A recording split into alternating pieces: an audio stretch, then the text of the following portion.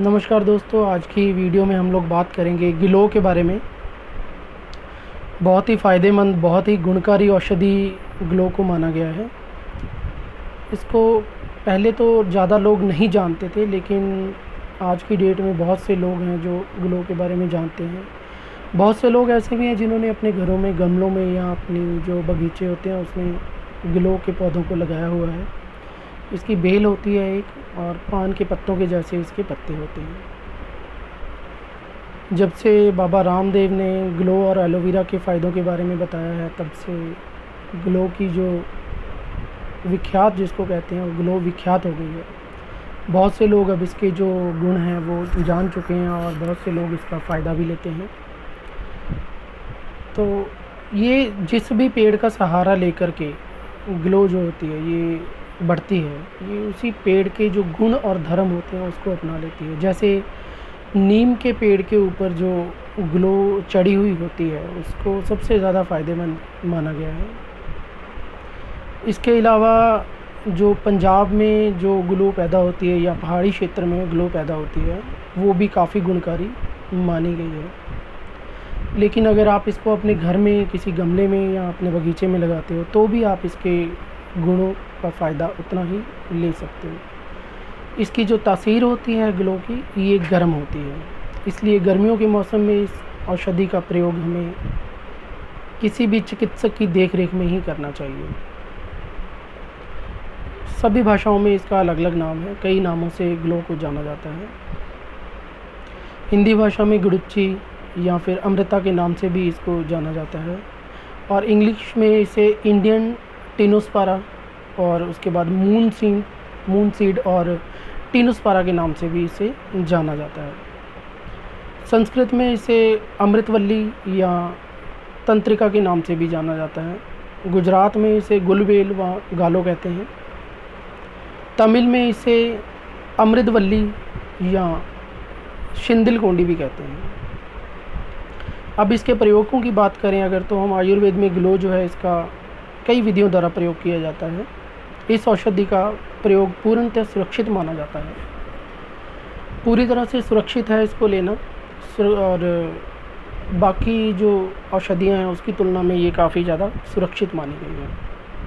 मुख्य रूप से गिलोय का जो प्रयोग होता है वो बुखार जैसे डेंगू, चिकनगुनिया आदि में या फ्लू में किया जाता है। इसके अलावा इसका प्रयोग हम लोग सर्दी खांसी में भी किया जा सकता है। इसके अतिरिक्त शरीर का जो इम्यून सिस्टम होता है, जो रोगों से लड़ने की प्रतिरोधक शक्ति होती है शरीर की, उसको बढ़ाने में भी इसका प्रयोग किया जाता है। एंटीपायरेटिक, एनाल्जेसिक और साथ में एंटी इन्फ्लेमेटरी जो गुण होते हैं वो गिलोय में पाए जाते हैं। सभी प्रकार के जो बुखार होते हैं उनको ठीक करने के लिए गिलोय का प्रयोग किया जाता है। सर्दी खांसी या जुकाम अगर किसी को हो जाए तो उसमें भी कई चिकित्सक अपने अनुभव के अनुसार इसका प्रयोग जो है वो करते हैं। डेंगू जैसे बुखार में प्लेटलेट्स बढ़ाने के लिए भी बहुत से वैद्य इसका प्रयोग और दवाइयों के साथ मिला करके करते हैं। गठिया रोग के उपचार के लिए भी गिलोय को प्रयोग किया जाता है, और शरीर की रोग प्रतिरोध शक्ति को बढ़ाने के लिए भी किया जाता है। खून की कमी दूर करने के लिए भी ये काफ़ी गुणकारी मानी जाती है। पीलिया रोग में या बवासीर में और कब्ज को दूर करने में भी इसका प्रयोग जो है कई दवाइयों के साथ मिला करके किया जाता है। पाचन तंत्र से जुड़ी हुई कई बीमारियां ऐसी हैं जो गिलोय के साथ दूर की जा सकती हैं, और बाकी डिपेंड करता है, बहुत से चिकित्सक ऐसे हैं जो इसको अपने हिसाब से कई रोगों में प्रयोग करते हैं। अगर इसकी मात्रा की हम बात करें तो इसका काढ़ा बना करके हम इसको 20 से 30 ml जो है प्रतिदिन, एक दिन में 20 से 30 ml से ज़्यादा नहीं लेना है, इसका प्रयोग करते हैं। और अगर गिलोय का रस आपने निकाला है इसके पौधों को पीस करके, तो उसको भी आप 15 से 20 ml एक दिन में ले सकते हैं। घरेलू औषधि है ये, आसानी से इसको प्रयोग करना भी आसान है और इसका मिलना भी आसान है। बस इसके सही मात्रा का ज्ञान हमें होना बहुत ज़रूरी है। इसके अलावा लिवर के उपचार के लिए गिलोय को प्रयोग किया जाता है। बुखार में गिलोय का प्रयोग किया जाता है, लेकिन वही कि इसको अलग अलग दवाइयों के साथ मिला कर के प्रयोग करो तो इसका रिज़ल्ट जो है वो काफ़ी अच्छा होता है।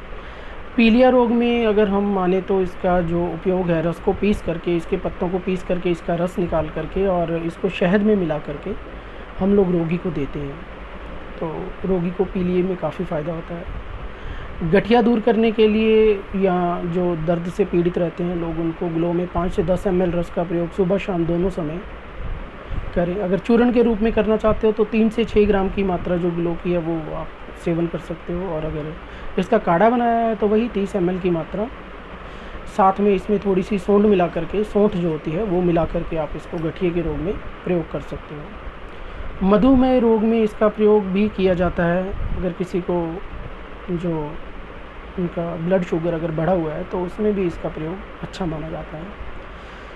सर्दी खांसी या जुकाम में भी इस औषधि का प्रयोग किया जाता है। 20 से 25 ml काढ़े के रूप में इसका प्रयोग किया जा सकता है। जहाँ इस औषधि के बहुत सारे फ़ायदे हैं वहीं इसके कुछ नुकसान भी हैं। अगर इसके नुकसान की बात करें तो जिन लोगों को शुगर लेवल कम रहता है, जिनको लो जो शुगर की प्रॉब्लम है, उनको इसका प्रयोग नहीं करना चाहिए। ऐसा करने से उनकी शुगर और ज़्यादा कम हो सकती है। पाचन संबंधी जो विकार होते हैं उनमें औषधि का सेवन बड़ी ही सावधानी से करें, क्योंकि कभी कभी कब्ज या अपच से पेट में जलन जैसी समस्याएं उत्पन्न हो जाती हैं। जो गर्भवती महिलाएं होती हैं उनको इसका प्रयोग बहुत सावधानी से करना चाहिए, बल्कि नहीं करना चाहिए। बिना चिकित्सक की देखरेख के गर्भवती महिलाओं को इसका जो प्रयोग है वो नहीं करना चाहिए। ज़्यादा गर्मी में अगर आप इसका प्रयोग करोगे तो आपको डिस्कम्फर्ट महसूस होगा, तो ज़्यादा गर्मी में भी इसका जो प्रयोग है वो ना करें। ज़्यादा ग्लो की मात्रा लेने से भी ये आपको हानि पहुंचा सकती है। तो दोस्तों, उम्मीद करता हूं कि आज हमने जो ग्लो के बारे में बातें की हैं ये आप लोगों के बहुत काम आएंगी और आप लोग इससे ज़रूर फ़ायदा लोगे। इसके अलावा और अगर आपका कोई प्रश्न है ग्लो के बारे में तो आप कमेंट सेक्शन में जाके हमसे पूछ सकते हो। हमारी कोशिश होगी कि हम आपके सभी प्रश्नों का उत्तर दे सकें। आज के लिए इतना ही, फिर कोई नई वीडियो लेकर के आपके सामने जल्दी मैं हाजिर होऊंगा। जब तक के लिए धन्यवाद दोस्तों, नमस्कार।